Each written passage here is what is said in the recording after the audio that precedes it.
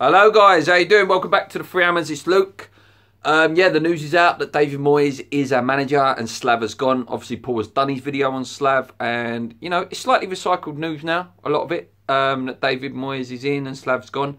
I'm not going to sit here and throw statistics at you about he's got this win percentage, that win percentage, Slav did this, blah blah blah blah blah, and compare the two. I'm not going to do all that. It's just here my opinion, and that is all it is. My opinion on what I think about Slav going and what I think about Dave coming in. I've sat, guys, and watched every single West Ham channel video that's come out recently on this. I watched Nicky's reaction from West Ham Fan TV, Dan Lawless's, Spencer FC's, Jay's, Hammer's chat, Paul's from our channel. I've watched a few of the things that Tony Cotty was saying today, Tony Gow, and what other pundits have been saying, you know, and I've took some time to sit and assess what I think and my feelings towards it all. With Slav, I'm going to start with Slav. The guy had to go. He did. It's sad and it did hurt when he went. I will admit I was a bit down, sort of like really sad, because he is, and it's repeated, it's recycled information, but he is a top guy. Slav, top guy. And he did love the club. He did. Maybe found out tactically a bit in the end. Couldn't G the players up, and there's definitely some issues with fitness and stuff. But a great guy. And the first season, again, repeated through all the West Ham fan channels. He's one of the best years football I've seen. You know, most of us that do the West Ham YouTube stuff, we're all sort of in our late 20s to sort of early 30s. So our best years before that is probably the Paolo Di Canio years, and probably the first year under Pards, you know, when we got to the FA Cup final. So this year, that year, the last year at Upton Park was incredible.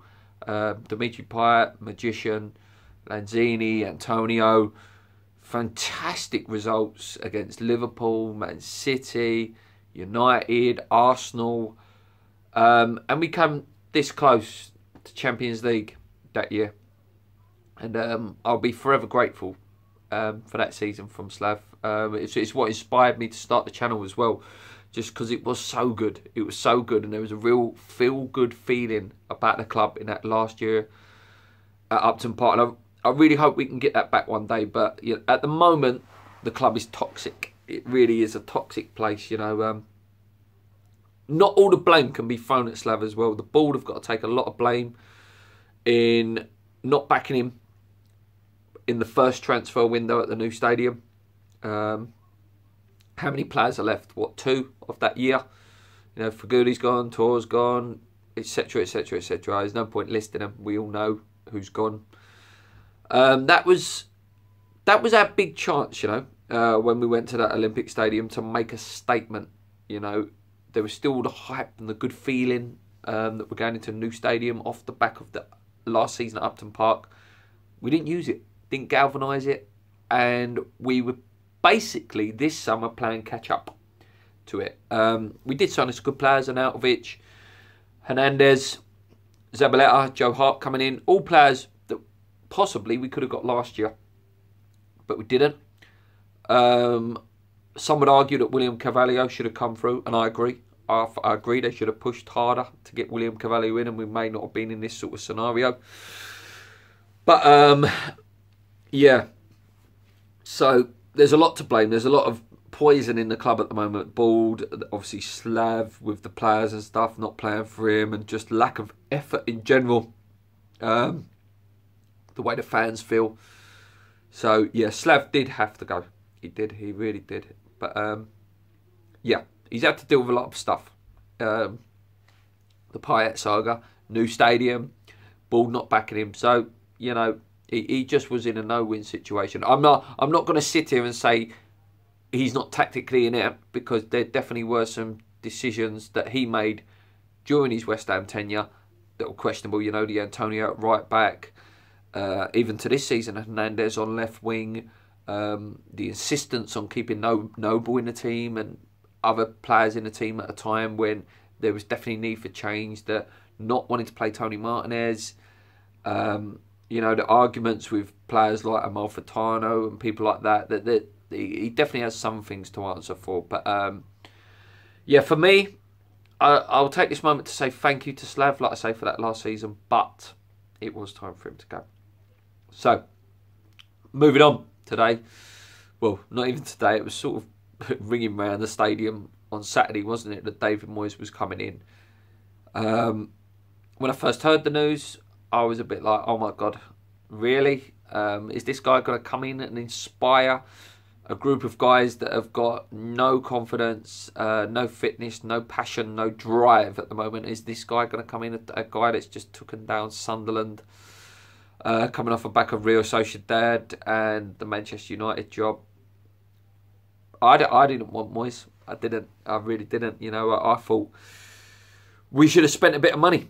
Like referring back to the William Carvalho deal, guys, you know, £40 million sitting there, apparently.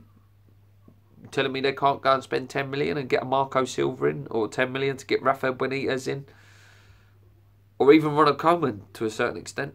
And if we're talking ex-West Ham managers, I would have had Pards for 6 months if they was so insistent on a 6-month project. You know, Pards is renowned for that sort of bounce back thing, that he'll come in, do wonders for a year, and then he flops off. But no, it is Moisey. Lots of rumours that ex-player Stuart Pearce is going to come in as a coach. Now, I'm a massive fan of Stuart Pearce. I met him when he used to play for West Ham as well, and we referred to it on the channel quite a lot. He scored a fantastic free kick in the FA Cup against Tottenham when he played for West Ham. Heart on his sleeve player.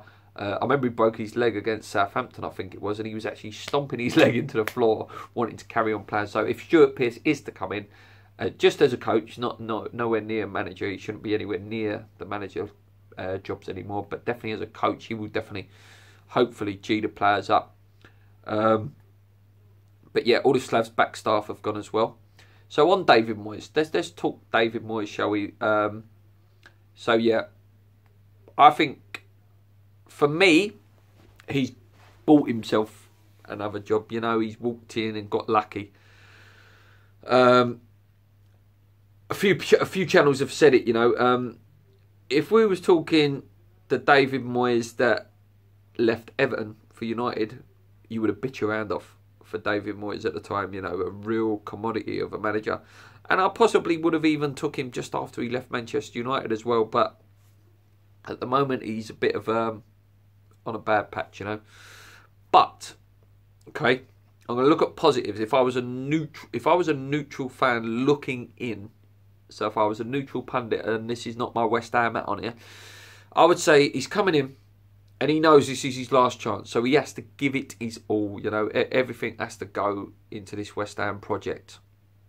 He knows that if he fails this, that's probably he's going to be a pundit for the rest of his career, and he won't actually have a job in management and stuff. And obviously he was talking about wanting to manage Scotland and things like that, so it's his big chance to rejuvenate himself as a manager. So I expect him to go in there with lots of passion, and he will certainly, from reading ex-players like Leon Osmond and players that have worked with him at Everton and stuff, he will go in there and he will certainly get the fitness up, and hopefully actually do a bit of coaching, because as much as we like or dislike the man Sam Allardyce, what he was saying on Match of the Day is very, very true. Some of the mistakes and some of the goals West Ham have been conceding in the last year or so are all down to poor coaching. You know, not knowing where they are on a corner, not knowing about staying in the corner for 10 minutes or whatever. It's all down to that, and the fitness levels need to improve dramatically. So for me, yep, David Moyes, not my choice, but I'm going to get behind him. I am, because Spencer said it. Go and check Spencer FC's video out. Listen, if we finish 17th, I will bite your hand off now. I'll bite your hand off for 17th. It's not, and we just, you know, write this season off already. And just say we've survived, we go again. I know we shouldn't have to do that, and we don't want to keep doing that. We don't want to keep writing off seasons. And like, how many seasons can we keep doing this? Or we just write it off, or we just survive, so the owners can go, oh, look, we did it. Da, da, da, da. But yeah, at this current moment, I take 17th all day long. David Moyes has got 3 massive games. Watford, Leicester, Everton. Watford, you know, they're touch and go. I'm a big fan of Marco Silva, and I like the way Watford plan, but they sort of, I know they seem to be on a little bit of a blip at the minute now after such a good start. Leicester, they're a good side. We've not got a fantastic record against them either. And Everton's going to be huge. And if Big Sam's in by then, he's going to want to beat us all day long. It's going to be a proper affair, that is, isn't it? Sam Allardyce coming to West Ham and Moyes Everton, you know. So it's going to be a right sort of bit of history in that game, isn't it? A bit of bite. Need to bring in players in January, definitely. I'm glad that the sacking has happened now as well, because if Moyes, you know, gets a bit of time, he can work out who he likes, who he doesn't like, who he wants to get rid of, who he needs to bring in. I'm not saying he will come, but he should definitely sniff around Ross Barkley, in my opinion, unless Sam Allardyce goes in there and starts playing him. But yeah, we need some creativity. We need someone who can ease the pressure off of Lanzini. And for me, I think we need to go and buy some wingers as well. We sold them all, you know. Anatovic he's not shown it yet at West Ham. He's a good player, but he's got no pace. We need pace. We need some blistering pace in there. Maybe another positive that I'll pick out, guys, just before I go. David Moyes does love playing the kids. So we might see your Tony Martinez, your Nathan Hollands and people like that maybe get blooded in a little bit, you know. Like I say, let's just get behind him, guys. If it's not for him, let's do it for West Ham. And if it's not for the players, let's do it for West Ham, and let's do it for ourselves, you know, as a fans, community. Let's get behind it for that memory of the old club, you know. The boys that used to play at Upton Park, and hopefully we can galvanise and get some positives, guys. Because it's a lot of negativity at the moment. We'll be back, guys, with the podcast.